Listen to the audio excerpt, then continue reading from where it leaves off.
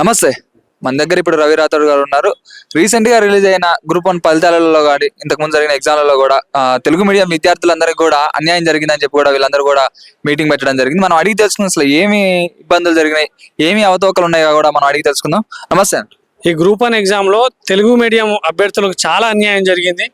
ఏ విధంగా అన్యాయం జరిగిందంటే ఈ యొక్క తెలుగు మీడియం అభ్యర్థులకు తెలుగులో ఎగ్జామ్ రాస్తారు కదా, అదే ఇంగ్లీష్ మీడియం అభ్యర్థులు ఇంగ్లీష్లో రాశారు. ఇంగ్లీష్లో రాసినటువంటి వారు మన ప్రొఫెసర్లు అంటే తెలంగాణ మూవ్మెంట్ అనేటువంటిది తీసుకుంటే మన ప్రొఫెసర్లు తెలంగాణకు సంబంధించినటువంటి ప్రొఫెసర్లు మాత్రమే కరెక్షన్ చేస్తే మన తెలుగులో ఉన్నటువంటి అభ్యర్థులకు మంచి మార్క్స్ వచ్చేవి. అదేవిధంగా ఈ మన ప్రొఫెసర్లు కాకుండా వేరే వేరే స్టేట్స్ నుంచి ప్రొఫెసర్లను తీసుకొచ్చి వాళ్ళకు ఒక చిన్న బ్లూ ప్రింట్ ఇచ్చేసి ఓ 2-3 పాయింట్లు వాళ్ళకి సంబంధించింది ఉంటే అది ఉంటే ఖచ్చితంగా మార్క్స్ ఎక్కువ వేసారు. మనలో ఏంటంటే అనలిటికల్గా రాశారు. మన తెలుగు వాళ్ళు అంటే తెలుగులో రాసినటువంటి అభ్యర్థులు వాళ్ళకి మార్క్స్ వేయలేదు. దీన్ని మేము చాలా తీవ్రంగా ఖండిస్తా ఉన్నాం. అదేవిధంగా టాప్ 500లో ఎంతమంది అయితే తెలుగు మీడియం అభ్యర్థులు ఉన్నారో, ఎంతమంది ఇంగ్లీష్ మీడియం అభ్యర్థులు ఉన్నారో ఆ యొక్క జనరల్ JRLని ఖచ్చితంగా రిలీజ్ చేయాలనేటువంటిది మేము డిమాండ్ చేస్తూ ఉన్నాం. అంటే ఇంతకుముందు జీవో నెంబర్ 29 కూడా తీసుకొచ్చినారు. దాన్ని కూడా ఎంతో మంది విద్యార్థులు కూడా రోడ్ల మీదకి వచ్చి కూడా వాళ్ళందరినీ కూడా పోలీసులు కొట్టడం కూడా మనం చూస్తున్నాం. ఎందుకు ఇట్లా జరుగుతుంది అనుకుంటున్నారు? ఒక నిరుద్యోగులకి ఇక వచ్చే స్కోప్ కూడా లేకుండా పోతున్న ఉద్యోగాలు, దాని గురించి మీరు ఏం చెప్తారు? గత ప్రభుత్వం తీసుకొచ్చినటువంటి జీవో 55 అనేటువంటిది ST SC BC మైనారిటీ అనేటువంటి సోషల్ జస్టిస్ జరిగేది అందులో. కానీ ఈ ప్రభుత్వం తీసుకొచ్చినటువంటి జీవో 29 సోషల్ జస్టిస్కి విరుద్ధంగా ఉంది. ఈ యొక్క జీవో 29ని వెంటనే తొలగించేసి ఈ యొక్క ఎంటైర్ ప్రాసెస్ని మొత్తం తొలగించి మళ్ళీ ప్రిలిమ్స్ నుంచి కండక్ట్ చేయాలి. ఎందుకంటే ప్రిలిమ్స్లోనే జీవో 29 వల్ల చాలామంది రాలేదు, ఆ యొక్క క్వాలిటీ మెంబర్స్ ఖచ్చితంగా రాలేదు. సో జీవో 29ని తీసేసి జీవో 55 ప్రకారంగానే ఇంప్లిమెంట్ చేయాలి. అదే రాబోయే క్యాలెండర్లో కూడా జీవో 55 ప్రకారంగానే ఇంప్లిమెంట్ చేస్తారనేటువంటిది. ఇప్పటికీ గ్రూప్ 1 ప్రిలిమ్స్ ఎగ్జామ్స్ కావచ్చు, మనం చూసుకున్నట్లయితే 3 times జరిగినాయి.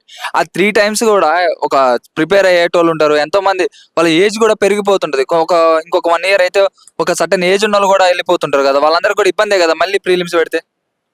అంటే ఏజ్ అనేటువంటిది పోదు. ఎందుకంటే ఇప్పుడు ఇందులో ఏం జరిగింది తెలుసా, 2022లో వచ్చినటువంటి నోటిఫికేషన్కి అప్లై ఎవరైతే చేసుకున్నారో 503 పోస్ట్ ఉండే అప్పుడు.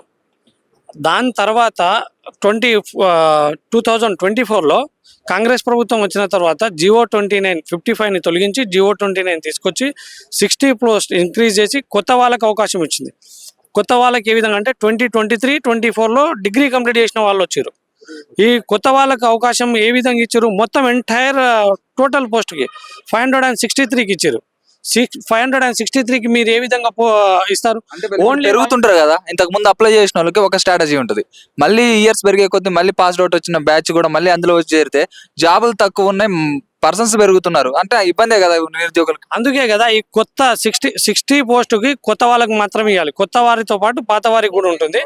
ఈ 60 పోస్టులోనే ఉండాలి కొత్త వారు. కానీ మొత్తం 500లో చూసుకుంటే, ఇప్పుడు టాప్ 500లో చూసుకుంటే 150 మెంబర్స్ కొత్త వాళ్ళే వచ్చారు. చాలా అన్యాయం జరిగింది పాత వారికి. ఇది మాత్రం చాలా దారుణం అనేటువంటిది కూడా TGPSCకి మేము హెచ్చరిస్తా ఉన్నాం.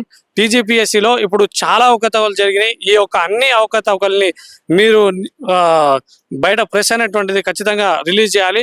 లేని పక్షంలో మీరు జ్యుడిషియరీ ఎంక్వైరీ పెట్టాలి, లేదా CBI ఎంక్వైరీ పెట్టాలి. అలాగే ఇప్పుడు కాంగ్రెస్ ప్రభుత్వం చూసుకున్నట్లయితే నిరుద్యోగులు అందరూ కూడా తగ్గిపోతున్నారు, అందరు ఉద్యోగాలు వస్తున్నాయని చెప్పి కూడా వాళ్ళందరూ అంటున్నారు. దానికి మీరు ఏం చెప్తారు?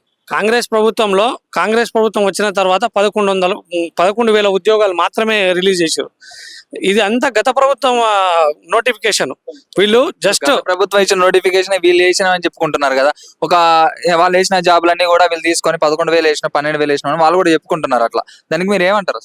ఎవరికో పుట్టిన బిడ్డకు మన బిడ్డ అని చెప్పి చంకనేసుకొని ముద్దాడుతున్నటువంటి ప్రభుత్వం ఇది కరెక్ట్ కాదు. మీరు ఇచ్చింది 11,000. అసలు అది కూడా హెల్త్ డిపార్ట్మెంట్ DSC. తర్వాత మీరు ఈ గ్రూప్ 1లో 60 పోస్ట్ ఇంక్రీజ్ చేసారు. దాని తర్వాత ఎక్కడ ఇచ్చారు మీరు? మేము ఇచ్చినాం అని చెప్పి ముఖ్యమంత్రి స్థాయి నుంచి మినిస్టర్లు, ఎమ్మెల్యేలు, ఎంపీలు ప్రతి ఒక్కరు వీళ్ళకు ఇంటర్ 10th క్లాస్ ఫెయిల్ అయినటువంటి ఈ మహా మేధావులు మేము గ్రూప్ 1 క్రాక్ చేసేసి DSPలు, తర్వాత డిప్యూటీ కలెక్టర్లు, ఈ హోదా అనేటువంటిది మేము మీ దగ్గర పనిచేయడానికి మేము సిగ్గుపడతా ఉన్నాం. నిరుద్యోగులకు చెప్తా ఉన్నాం, మీరు ఖచ్చితంగా ఈ యొక్క ఉద్యోగాలకు కాదు, ఈ యొక్క ఉద్యోగాలను పక్కన పెట్టేసి ఈ యొక్క ఎమ్మెల్యేలు కావచ్చు, ఎంపీలు కావచ్చు, ఈ పోస్టులకు మనం పోటీ పడదాం. ఈ యొక్క 10th బ్యాచ్లని ఇంటర్ 10th ఫెయిల్ అయినటువంటి ఈ దద్దమలను తీసేద్దాం. ఈ యొక్క రాజకీయ వ్యవస్థను మనం మారుద్దాం. నిరుద్యోగ యువత ఖచ్చితంగా రాజకీయంలోకి రావాలనేటువంటి నేను పిలిపిస్తా ఉన్నాను. Thank you. షేర్ చేయండి, లైక్ చేయండి, సబ్స్క్రైబ్ చేయండి. మరిన్ని వీడియోల కోసం బెల్ సింబల్ పై క్లిక్ చేయండి.